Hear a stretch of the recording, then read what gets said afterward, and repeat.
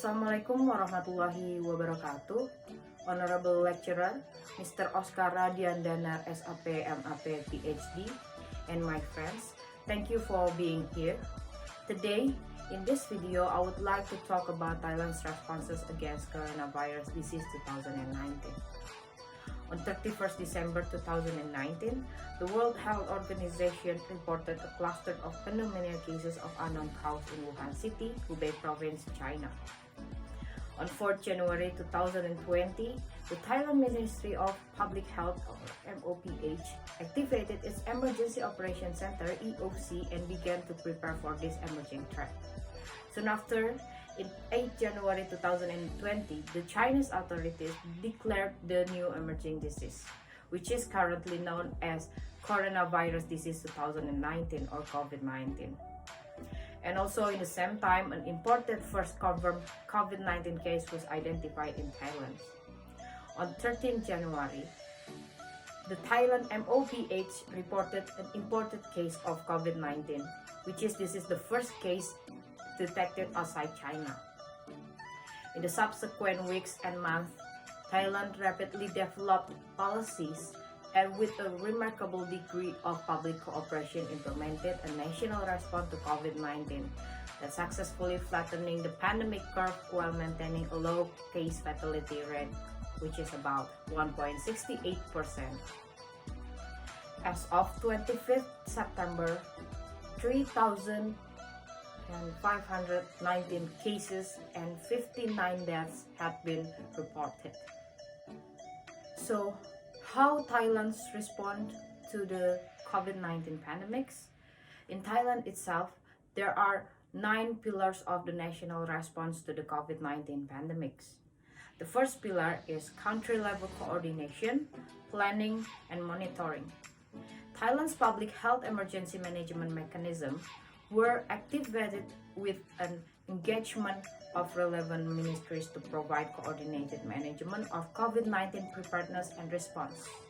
A whole society approach was employed. Building on previous experience responding to the SARS-CoV-1, H5N1 influenza, and the H1N1 influenza pandemic, Thailand moved quickly to expand its cooperation and capacities across government ministries and the private sector, and to mobilize its medical and public health staff. As a result, Thailand was able to control the first wave of the pandemics. Okay, in this pillar, there are some strengths for this pillar. The first one is Thailand delivered an effective response enabled by a strong health system and decisive leadership based on inclusive technical consultation and advice. The second one is evidence was collected and analyzed by careful monitoring of events inside and outside of the kingdom to inform the public health policy and monitor outcomes. And the third is a strong whole society approach with unprecedented common purpose engagement across sector was implemented. The next pillar, the second pillar, is risk communication and community engagement. Thailand understood the need to communicate regularly to the public information about COVID-19 and what action were needed. Preparedness and response activity were conducted in participatory manner through community engagement strategies. Messages were delivered in local languages through accessible and trusted channels. Risk communication aimed to minimize uncertainty and address risk and fear. Thailand's well-developed community health services, the village health volunteers, provided a channel for COVID-19 risk communication and community engagement. There are strengths for this pillar. The first one is there was a clear incident command structure of risk communication function within the Ministry of Public Health, MOPH, at the national level. Second is the government launched a multilingual hotline for migrants. And the third is media platforms are operating for advocacy and strategic media engagement. The third pillar is surveillance, rapid response teams, case investigation. Timely and accurate COVID-19 surveillance data are essential to inform Thailand's public health response. Surveillance data are used to monitor the geographical spread of the virus, transmission intensity, disease trends, virologic features, and high-risk group, and to assess impacts on healthcare services. In Thailand, adaptable case definitions that incorporated local epidemiologic data have been utilized. Communicable Disease Control Units (CDCU), formerly known as Surveillance and Rapid Response Teams, work in partnership with village health volunteers to conduct timely and effective case investigation and contact tracing. The strength for this pillar are: the first one is Thailand conducted regular risk assessment leading to adjustment in case definition to account for persons working in the travel and tourism industry. The second is Thailand activated response system and implemented the communicable disease act early in the outbreak. The third is Thailand's previous experience with other major outbreaks and its village health volunteers model supported the CDCU to respond to the COVID-19. The fourth pillar, points of entry and migrant health. During the first wave of the pandemic, Thailand managed international travel and transport resources at point of entry (POE), focused on surveillance and risk communication activities. Public health measures included entry and access screening, education of travelers on responsible behaviors, case finding, contact tracing, isolation, and quarantine. The risk of imported cases was managed through analysis of the likely origin and routes of importation, specific measures to detect and manage suspected cases, quarantine, and hygiene in onboard conveyances. The strength for this pillar are: the first one is Thailand's implemented early and systematic screening at points of entry. The second is Thailand implemented multi-sectoral collaboration at the central and POE levels. The next is Thailand rapidly established comprehensive quarantine procedures. And the last is Thailand included migrants in the response and covered the cost of care for confirmed cases. The fifth pillar is National Laboratory System. Laboratory testing services that quickly return accurate results and are easily accessible to the entire population are essential to manage the COVID-19 pandemic. In Thailand, laboratory capacity to manage large-scale testing was achieved through collaboration among public, private, and academic laboratories. The COVID-19 lab networks include 212 laboratories with the capacity to detect SARS-CoV-2 by real-time RT-PCR. The strength for this pillar are: the first one is, together with academic laboratories, the Thailand National Institute for Health and IH in the Ministry of Public Health quickly developed in-house real-time RT-PCR assays, sequencing protocols, and a national external quality assurance program. The second is, Thailand rapidly expanded the COVID lab network from 3 laboratories in January to 212 laboratories in July, including at least 1 capable laboratory in 60 of the kingdom's 72 provinces. The sixth pillar, infection prevention and control in the community and healthcare facilities.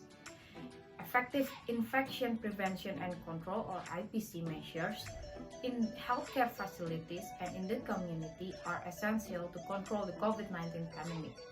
In healthcare facilities, this includes an array of environmental and behavioral adaptation to prevent transmissions.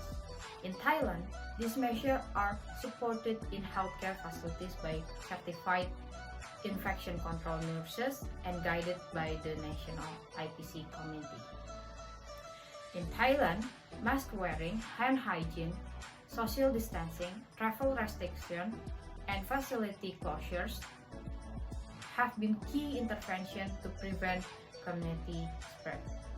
The strength in this pillar are: the first one is Thailand has a strong national networks of infection control professionals. The second is Thailand implemented effective triage and isolation systems for suspected patients. And the third is the early and widespread adaptation of masking, hand hygiene, and social distancing helped Thailand prevent a catastrophic outbreak. Seventh pillar, clinical management.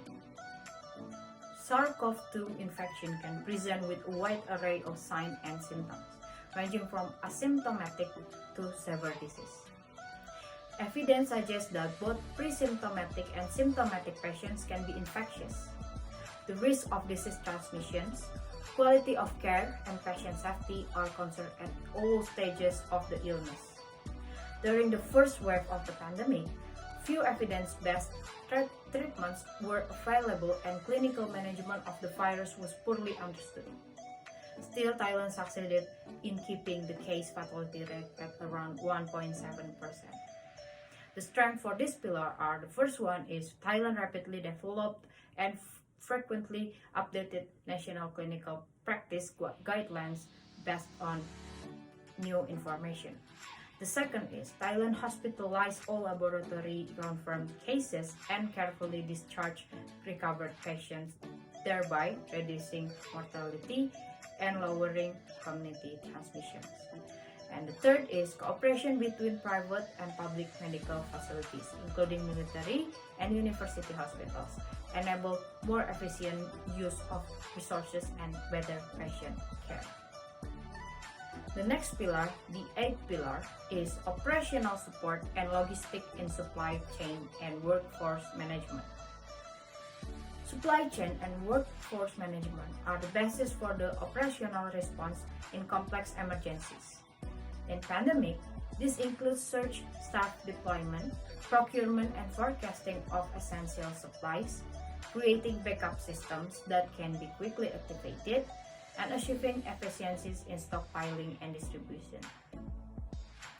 Building on the strengths of structures put in place before and during the early phases of the COVID-19 pandemic, Thailand developed systems to promote logistical coordination and cooperation. The strength for this pillar are: the first one is critical personnel, which is epidemiologists, laboratory technicians, logisticians, and extra, were rapidly deployed to respond to COVID-19 cluster. The second one is steps were taken to implement business continuity planning or BCP in healthcare facilities. And the third is Thailand quickly established and empowered the Center for COVID Situation Administration. The last pillar is maintaining essential services during the COVID-19 outbreak. When health system capacity is exceeded due to the demands of the COVID-19 outbreak, the provision of routine healthcare for communicable and non-communicable disease will suffer. This can result in excess disease and death. In Thailand, early evidence suggests that non-COVID-19 services were not significantly disrupted in the initial wave of the pandemic, while other services such as research and policy initiatives were affected. The strengths for this pillar are: the first one is the National Health Security Office, NHSO, played a vital role in responding to the COVID-19 outbreak in communities. The second is there were minimal funding disruption of routine public health services such as immunization and NCD services and acute facility-based care of selected conditions. And the next is the third. There was a strong response by Thailand's primary healthcare system, particularly through the village health volunteers.